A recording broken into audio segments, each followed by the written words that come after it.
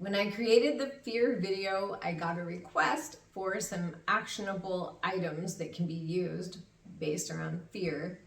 And so today we're going to work on the false evidence appearing real acronym.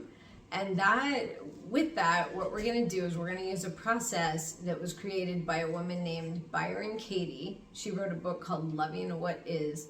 And she was depressed for 10 years, really, really depressed. She got to the point where she couldn't take care of herself, couldn't take care of her family. And she finally realized one day that when she questioned her thoughts, she didn't suffer. But when she believed her thoughts, she did suffer. And then she just realized that it's not life or other people or circumstances that make us feel stuck or miserable, that it's really our own thoughts that create those. And that we can either live in a hell of our own making or we can live in a heaven of our own making. It's totally up to us and the thoughts that we have, that we believe. So we're going to run an example through her questions, and we're going to pretend that we are a single person. We're feeling like we're never going to find the right person for us and that we're going to be lonely for the rest of our lives. So that's our statement. I'm never going to find the right person for me, and I'm going to be lonely for the rest of my life. So the first question we ask ourselves is it true? Is it true that I'm never going to find the right person for me and I'm going to be lonely for the rest of my life? Yes, no, or maybe. We'll say maybe in this case. So the second question is, can I absolutely know it's true that I'm never going to find the right person for me and that I'm going to be lonely for the rest of my life? Well, no, we can't absolutely know that that's true, right? So third question is, how do I feel when I believe the thought that I'm never going to find the right person for me and that I'm going to be lonely for the rest of my life? Well, we're going to feel pretty miserable. We're going to probably feel hopeless, maybe sad.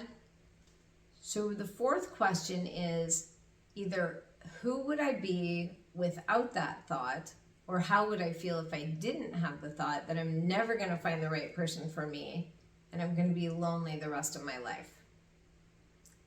So how do we feel? Well, we're going to feel optimistic, right? We're going to feel hopeful. We're going to feel that there's possibility. So now we create a turnaround. So our first statement was, I'm never going to find the right person for me and I'm going to be lonely the rest of my life. So our turnaround statement, let's make it, I am going to find the right person for me and I'm going to live a very happy life with them. Then we're going to run this through. We're going to look at, is this second statement, is it as true or maybe even truer than the first statement? So I am going to find the right person for me and I'm going to live a very happy life with them. Is that as true or maybe even truer than the statement, I'm never going to find the right person for me and I'm going to be lonely the rest of my life? Well, let's say that we don't even know. We're not sure which one's true. Or maybe we say, they're equally as true. Okay, if they're equally as true, which one is going to be a more beneficial thought to have? Is it going to be, I'm never going to find the right person for me and I'm going to be lonely the rest of my life?